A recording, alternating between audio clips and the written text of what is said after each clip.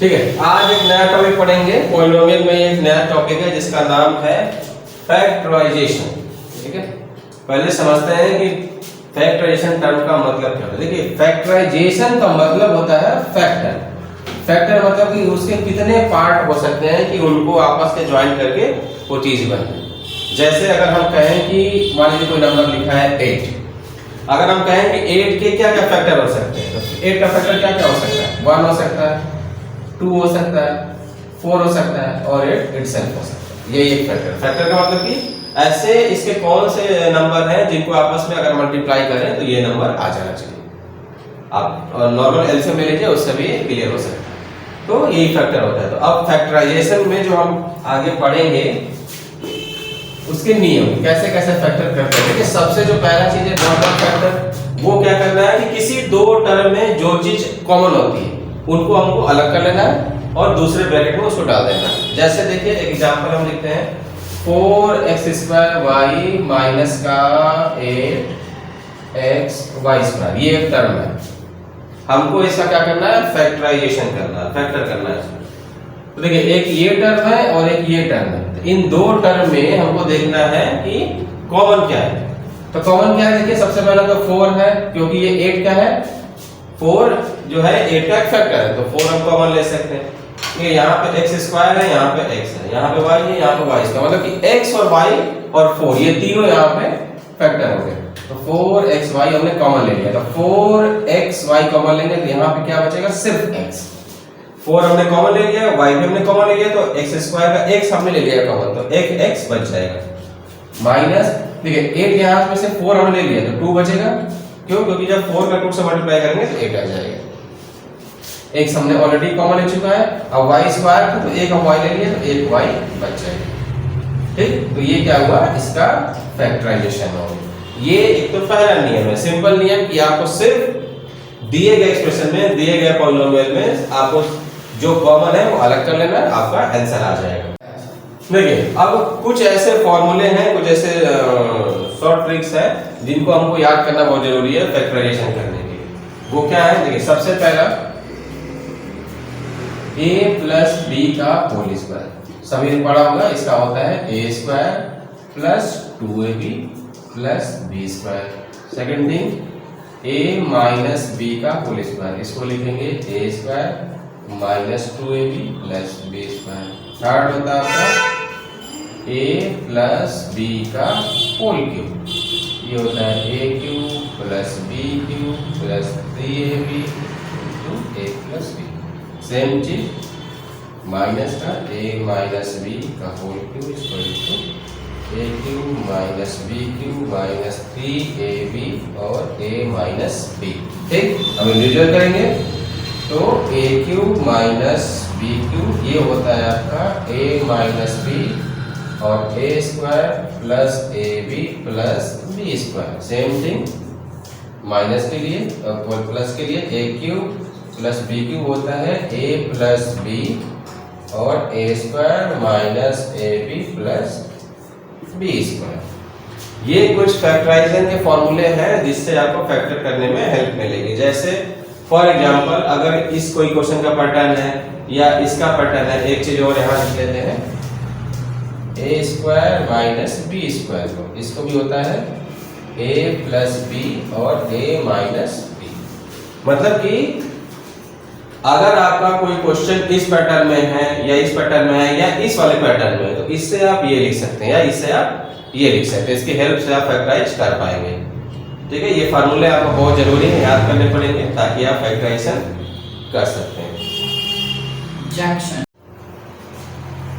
देखिए, ये एक क्वेश्चन है 9x² माइनस 16y²। देखिए, हम आपको हर फार्मूले पे एक एक क्वेश्चन करा रहे हैं ताकि आपको समझने में आसानी हो। जैसे कि ये क्वेश्चन जो इस फॉर्मेट का कैसे है, देखिए 9x², इसको हम क्या लिख सकते हैं? 3x² लिख सकते हैं।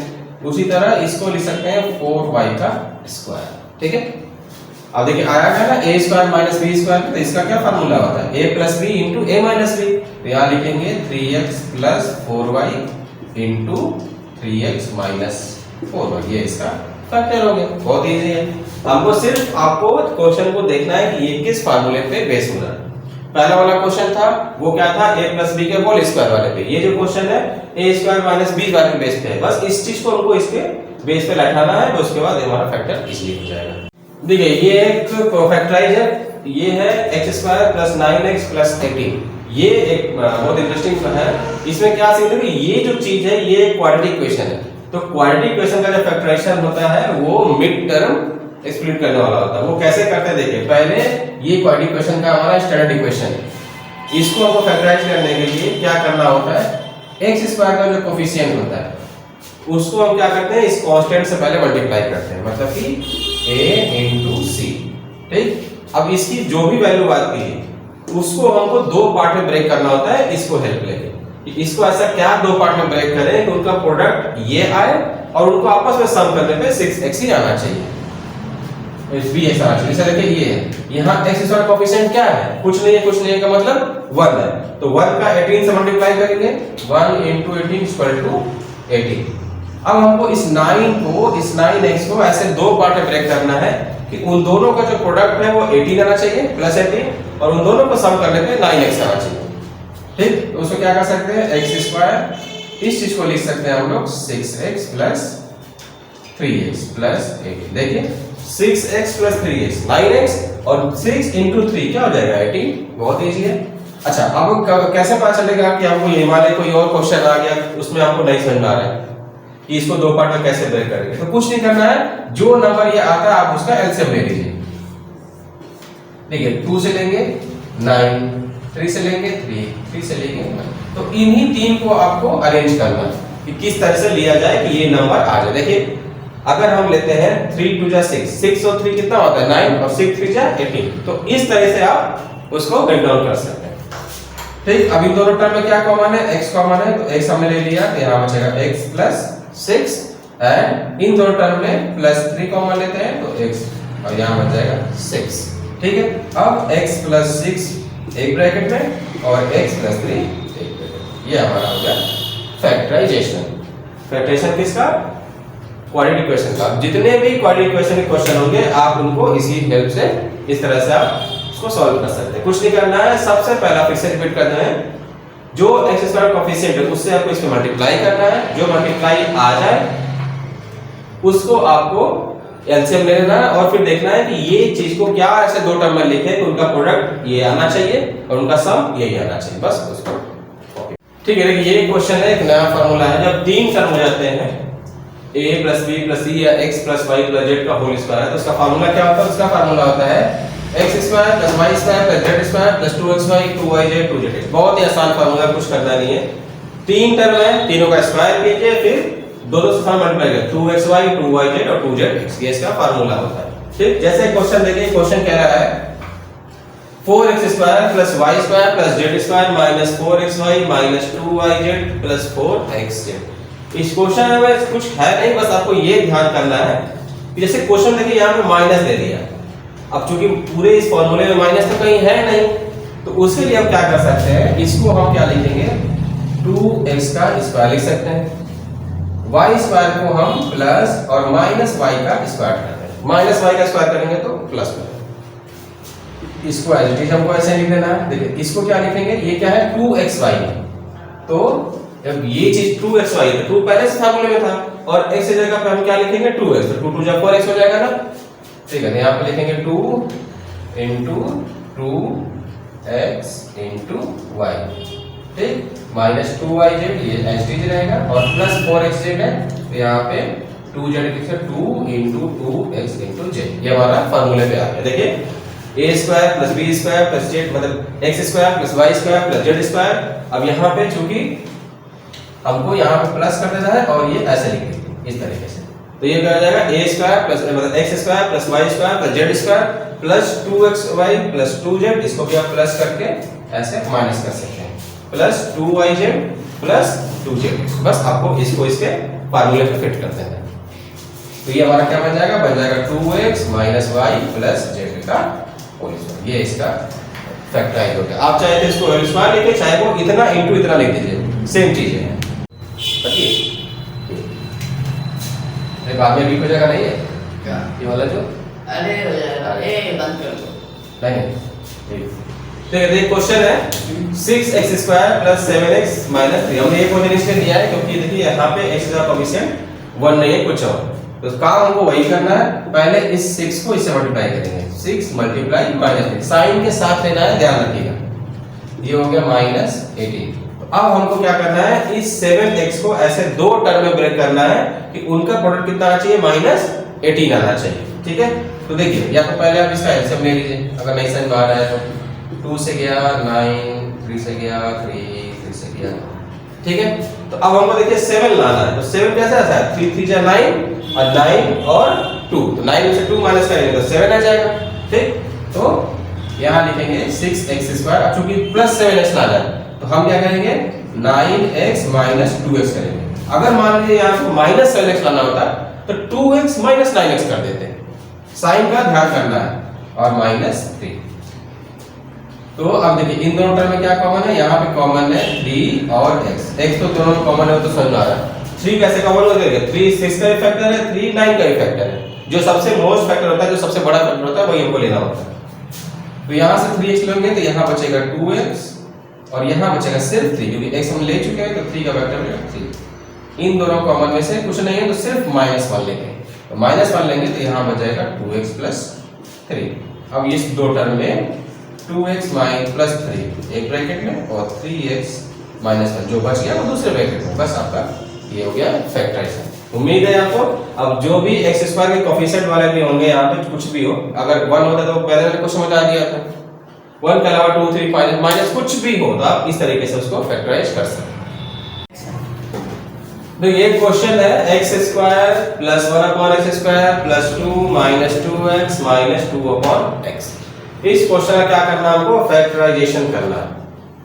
बहुत ही आसान क्वेश्चन है और देखिए कितना आसानी से हो जाएगा।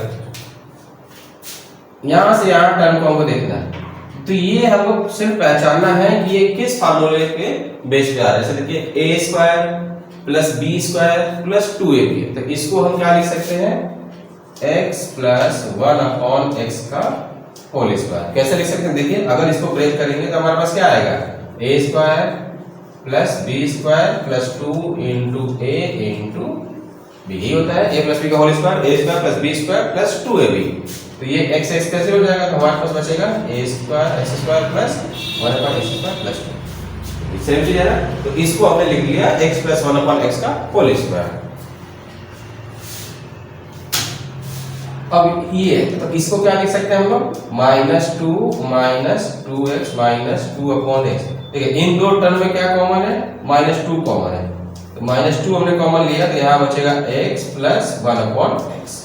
ठीक है, तो इस चीज को हमने इतना लिख लिया और इस चीज को हमने इतना लिख लिया। तो अब एक साथ लिखेंगे तो हम लिखेंगे x प्लस 1 अपॉन x का whole square and -2x plus 1 upon x।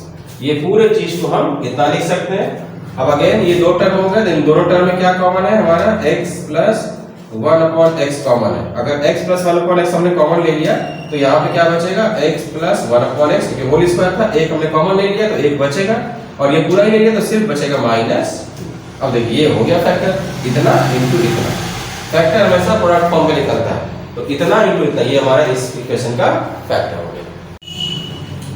देखिए ये क्वेश्चन है फैक्टराइजेशन का, x का पावर 6 माइनस y का पावर 6, इसको हमको फैक्टराइज करना है। तो देखिए ये जो फॉर्मेट है, इस फॉर्मेट को हमको आइडेंटिफाई करना पड़ेगा कि ये कौन से फॉर्मूले पे आ रहा है। तो ये है हमारा x का क्यूब माइनस y का क्यूब। तो इसको हम लिख सकते हैं x का क्यूब का स्क्वायर माइनस y का क्यूब का स्क्वायर।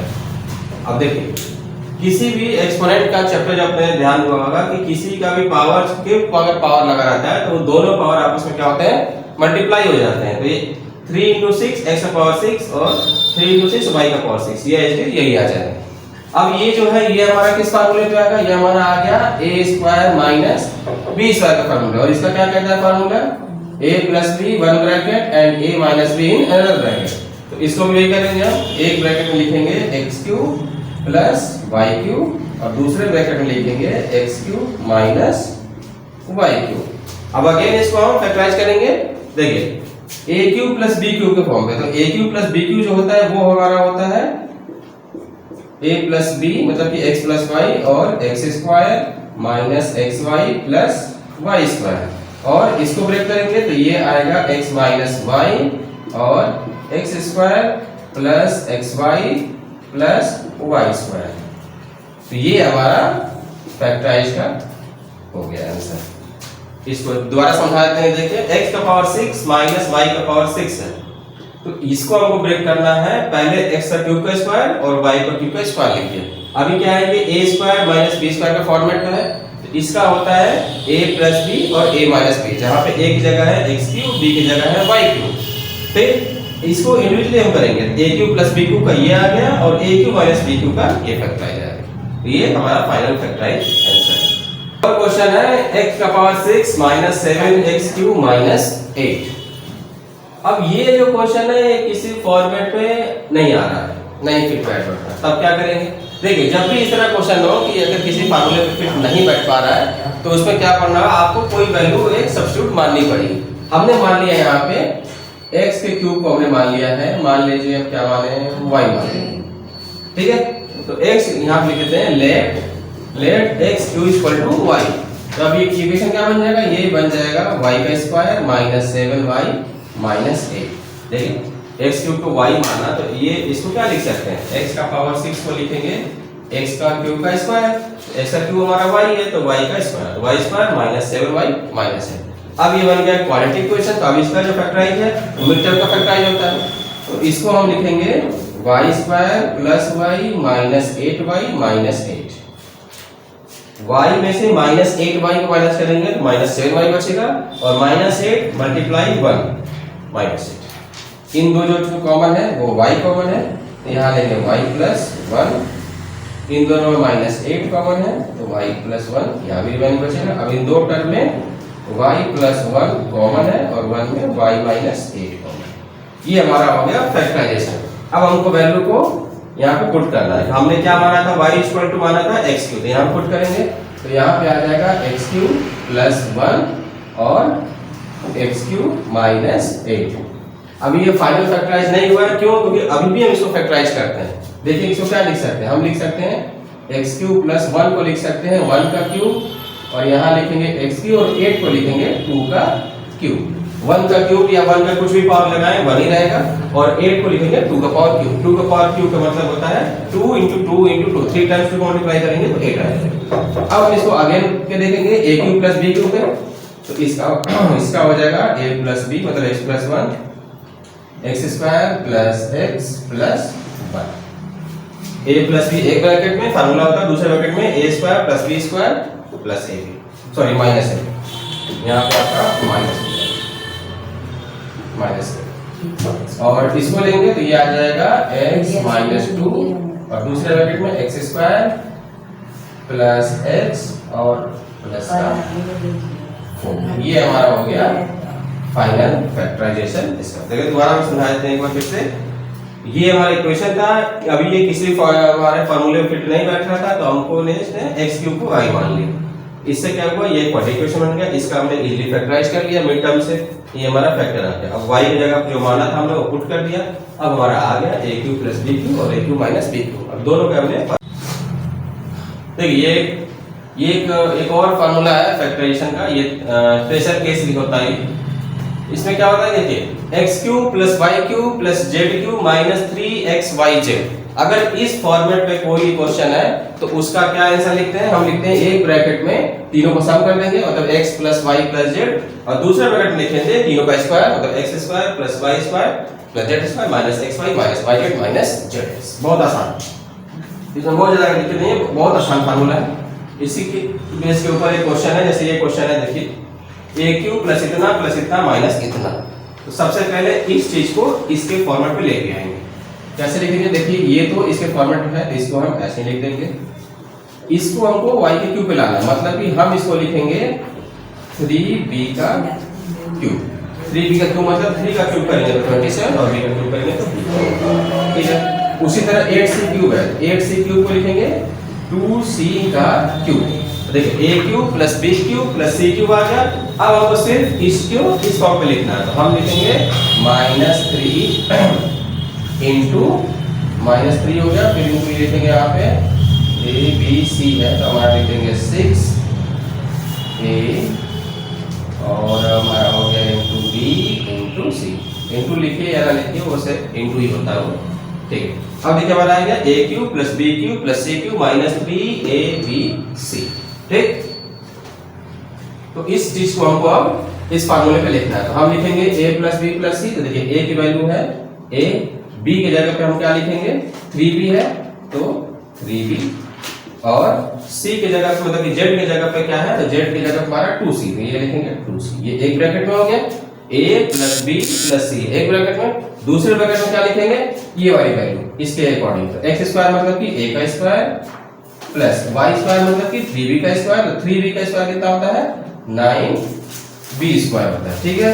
और उसके बाद plus z square, z square की जगह 2c का स्क्वायर, तो 2c का स्क्वायर लिखेंगे 4c स्क्वायर माइनस xy। देखिए x मतलब कि ये a और b, तो इसको लिखेंगे माइनस का 3ab, फिर माइनस yz मतलब कि ये और ये वैल्यू, तो माइनस 3 2 जा 6 और b c, फिर माइनस z मतलब ये और ये, तो हम लिखेंगे 2ca। ये इसका हो गया फाइनल फैक्टराइजेशन। फिर से बता दें, देखें ये क्वेश्चन था, इस क्वेश्चन को हमको पहले इस वाले फॉर्मूले पे लेके आना है, ठीक है।